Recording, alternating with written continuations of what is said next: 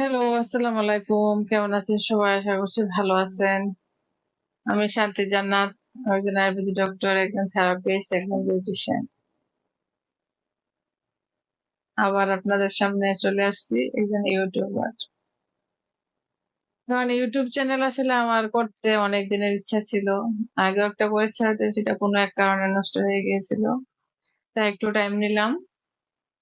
তারপর আবার এখন ইচ্ছা জাগলো আরকি আপনাদের সাথে গল্প করতে। তো জীবন গল্প নামে এই চ্যানেলটি আসলে ক্রিয়েট করা।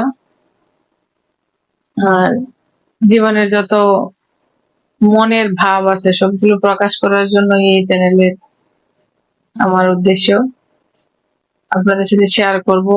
তো যাই হোক, আজকের বিষয় হলো জীবন মানে কি। জীবন মানে শুধু বেঁচে থাকা নয়, জীবন মানে শুধু জন্ম হয়েছি সেটা নয়, বেঁচে থাকার নাম জীবন নয়। দুনিয়াতে আসা অনেক সহজ, কিন্তু যাওয়ার রাস্তাটা আসলে অনেক কঠিন। জীবন মানে একটা স্বচ্ছ আয়না, সেটাকে আপনি যতদিন যত্ন করে রাখতে পারবেন ঠিক ততদিনে সেটা সুন্দর থাকবে। একটু এদিক সেদিক হবে, সেটা ভেঙে যাবে। জীবন মানে এক রঙিন চশমা, সেখানে শুধু একটা সময় আছে আমরা শুধু রং দেখি, যা দেখি তাই ভালো লাগে, যা শুনি তাই ভালো লাগে, যা মন চায় তা করতে আমাদের ভালো লাগে। কিন্তু সেই চাওয়া এবং পাওয়া এবং করার মাঝখানে যেটুকু তফাৎ আছে, সেগুলি পরিণতি আছে, সেগুলি কিন্তু আমরা একটা সময় ভোগ করি বা ভোগ করতে হবে। তো জন্ম থেকে মৃত্যু পর্যন্ত আমরা যেই সময়টা পাই আসলে ওইটার নামই জীবন। সেই সময়টা যে আসলে এক একজনের এক এক রকম আল্লাহ তাআলা মানুষকে দিয়েছে।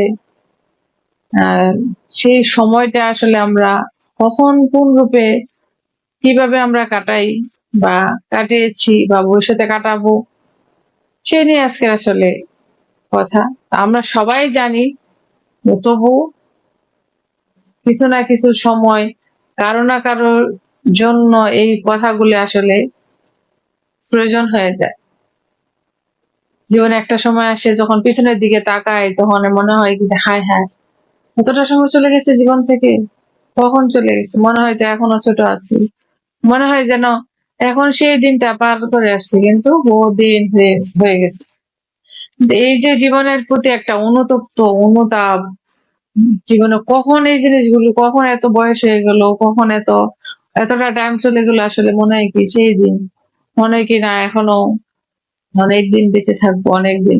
মানে এরকম একটা সময় যখন মানুষের পার হয়ে আসে, সেই সময়গুলো কথা মানুষ চিন্তা করে নিজেকে নিজে অনুতপ্ত করে, আবার যদি সেই সময়টা ফিরে পেতাম, আবার যদি সেই সময়টা আসতো, আসলে কি আর সেই সময় আসবে? কখনো আসবে না।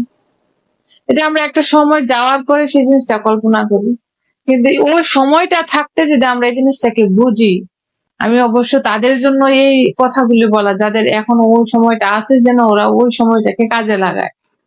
সময়ের কাজ সময়ে করলে এবং সময়টাকে সময় মতো কাজে লাগালে কেউ আর এই আফসোসটুকু করবে না যে আসলে ইস আমার যদি আবার ছোটবেলাটা ফিরে আসতো, ইস আবার যদি আমারও ওইরকম একটা কিছু ও আসতো। যাই হোক, জন্ম থেকে শিশুকাল যেটাকে বলা হয় 7 বছর, 10 বছর, 12 বছর, শিশুকালটা আসলে অনেক আমরা বুঝি না তখন জীবন আসলে কি। মা বাবার আদর, ভাই বোনের আদর, সংসার, মানে সবার আদর পেয়ে 10-12 বছর আমরা কাটাই। সেটা জীবন সম্পর্কে আসলে আমাদের তেমন কোনো ধারণাই থাকে না। 12 বছর পর যখন আস্তে আস্তে মানুষ একটু ম্যাচিউর হতে শুরু করে, 12 বছর থেকে 18 বছর বয়স পর্যন্ত আমরা যে সময়টা পার করি সেটা আসলে রঙিন চশমার একটা সময়।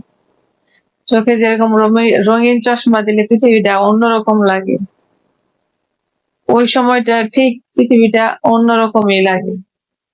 যেমন তখন যা শুনবে তা ভালো লাগে, শোনার আগ্রহ জাগে, দেখার আগ্রহ জাগে, অনুভূতির আগ্রহ, ইস এটা জানি কেমন, ওইটা আসলে কি। এই একটা বয়সে কিন্তু মানুষ প্রশ্ন করে বেশি, মানে জানার আগ্রহ, তার শুধু জানার আগ্রহ, সে না বুঝে একটা কিছু বলে বলে ফেলবে। মানে ওই সময়টাতে মনে হয় কি ওনারা আকাশে উঠতে চায়, মানে জীবন সম্পর্কে তো ওদের কোনো ধারণাই নেই। আমরা তো একটা সময় এরকম একটা কিছু পার পার হয়ে আসছি, তখন জীবনে যা দেখবে সবকিছু সুন্দর লাগে। রাস্তা দিয়ে হাঁটবে, গাছপালা, মাটি, কাদা, যা করতেছে সব সুন্দর লাগতেছে, পৃথিবীটা অনেক সুন্দর তখন। 18 বছর পরে যখন 18 থেকে 20, 22, 25 পর্যন্ত মানুষের আরেকটা সময় থাকে, ওইটা আমরা তখন ম্যাচিউরড হই। আসলে ম্যাচিউরড হওয়ার পরে আমাদের জীবনে ভালোবাসা আসে, সংসার আসে, মেয়ে হলে ছেলে হলে লেখাপড়া আসে, তার একটা চাকরি জীবন আসে, সংসারটা দায়িত্ব আসে।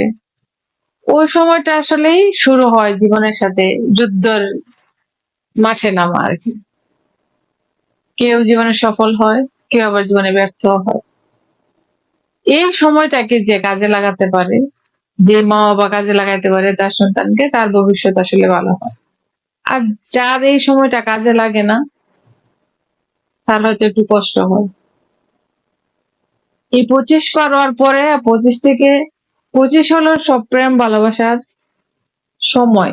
এই সময়ে অনেক মানুষ, আমরা সবাই যারা এই সময়টা পার হয়ে আসছি, মানে পৃথিবীর কাউকে মানতে চাই না, কারো কথা শুনতে চাই না। তখন যে আমাদের বিরুদ্ধে কথা বলছে তাকে শত্রু মনে হচ্ছে, তাই তো।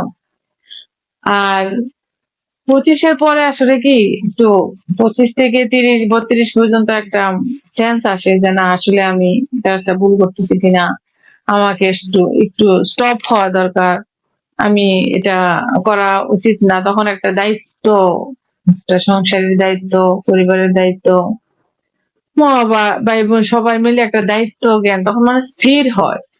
25 থেকে 30, 35, 32 পর্যন্ত মানুষ তখন স্থির হয়।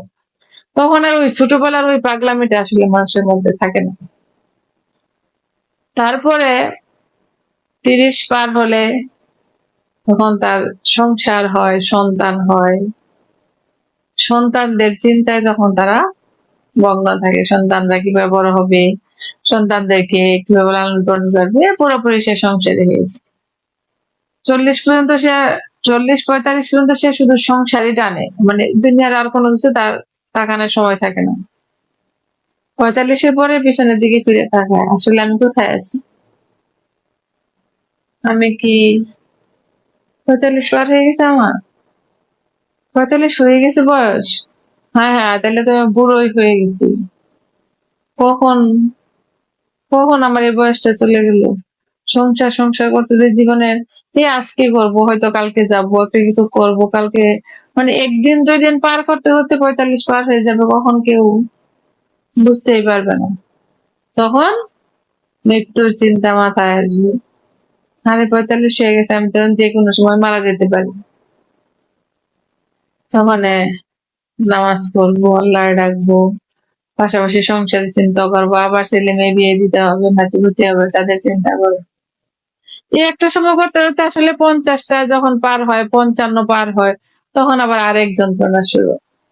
ছেলের বউ আসে, মেয়ের জামাই আসে, ছেলে মেয়ের নাতিপতি হয়, ছেলের বয়সা শ্বশুর শাশুড়ি, এক ধরনের যন্ত্রণা শুরু হয়ে যায়। আর এই জীবন পার না হয়ে যেতে আরেক মরণের সময় হয়ে গেছে, ওখানে আবার আরেক যন্ত্রণা শুরু হয়েছে। যাকে এই যন্ত্রণা কাটায় মানুষ মৃত্যুর কোলে ঢলে পড়ে। ওরে শালার ভাই, ওখানে যে আরেক যন্ত্রণা শুরু হয়। আল্লাহ যে মানুষকে শান্তি দিল না, এই দুঃখটা আসলে আর কইতে জায়গা নাই যে